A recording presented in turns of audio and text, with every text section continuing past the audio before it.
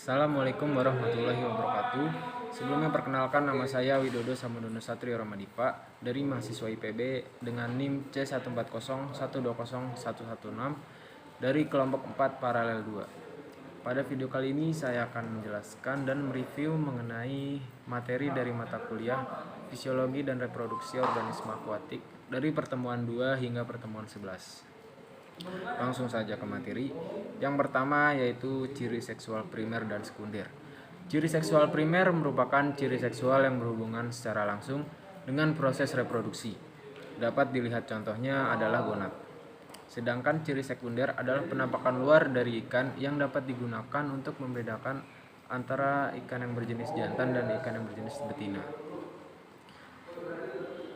Kemudian ciri primer dari ikan patin, yaitu ikan yang saya pilih pada review ini, mempunyai gonad kelamin yang berbentuk papila membengkak dan berwarna merah tua.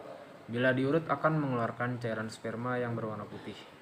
Kemudian ciri sekunder pada ikan patin, pada jantan memiliki kulit perut lembek dan tipis, sedangkan ikan patin betina adalah perut membesar ke arah anus, perut terasa empuk dan halus bila diraba.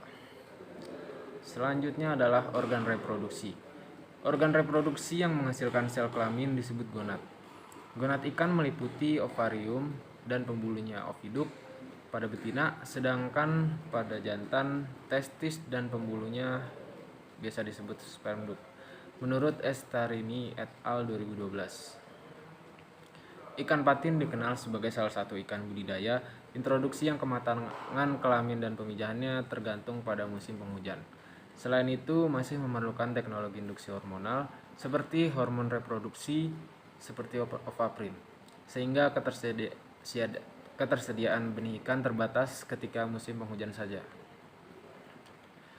Kemudian lanjut pada materi perkembangan gonad. Matang gonad pada ikan betina adalah kondisi ikan yang sudah siap untuk dikawinkan atau dipijakan, yang ditandai oleh diameter telur yang sudah mencapai ukuran sekitar 1 mm hingga 1,2 mm. Itu berupa seragam dan tidak menggumpal bila diberikan larutan. Inti terlihat berada di pinggir serta warna telur menguning. Selanjutnya yaitu diameter telur dan fekunditas.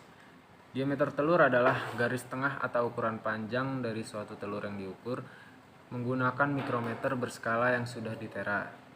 Kemudian pengertian dari fekunditas sendiri adalah jumlah telur matang dalam ovarium yang akan dikeluarkan pada saat pemijahan. Fekunditas sendiri meningkat secara logaritmik seiring dengan pertumbuhan panjang atau bobot si ikan. Kemudian lanjut HSI dan GSI.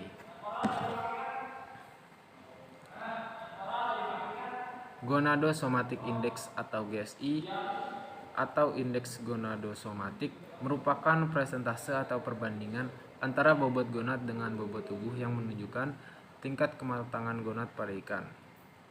Kemudian pengertian dari HSI yaitu Hepatosomatic Index merupakan presentase perbandingan atau perbandingan antara bobot hati dengan bobot tubuh ikan yang menggambarkan proses metabolisme di hati.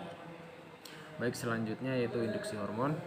Induksi pematangan gonad dengan menggunakan premix hormon pregnan MER, umumnya gonadotropin PMSG dan antidopamin merupakan salah satu cara untuk mempercepat pematangan gonad pada ikan. Penggunaan premix hormon PMSG dan antidopamin dapat meningkatkan konsentrasi estradiol 17 beta dan dapat meningkatkan kematangan gonad pada ikan patin. Menurut Rahman 2013. Kemudian rekayasa genetik. Rekayasa seksual ikan merupakan upaya merubah sifat seksual ikan dengan suatu tujuan tertentu. Kemudian rekayasa seksual yang dapat dilakukan antara lain yaitu seks reversal, petrikor, feromon, dan induced breeding menurut Fanny et al. 2018. Selanjutnya yaitu teknik biosay.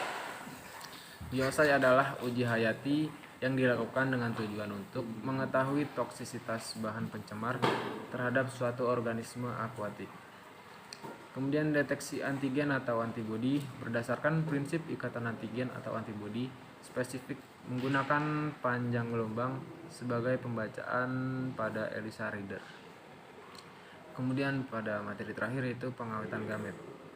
Kriopreservasi sperma ikan terutama dilakukan untuk konservasi spesies secara ex situ, baik ikan yang terancam punah akibat lingkungan atau penyakit maupun ikan hasil program pemulihan atau selective breeding, dan untuk mengontrol reproduksi pada budidaya ikan menurut Pangestika et al. 2021. Baik, sekian materi yang bisa saya sampaikan dan saya review. Mohon maaf bila ada kesalahan kata yang saya ucapkan, kurang lebihnya mohon maaf. Semoga bermanfaat. Wassalamualaikum warahmatullahi wabarakatuh.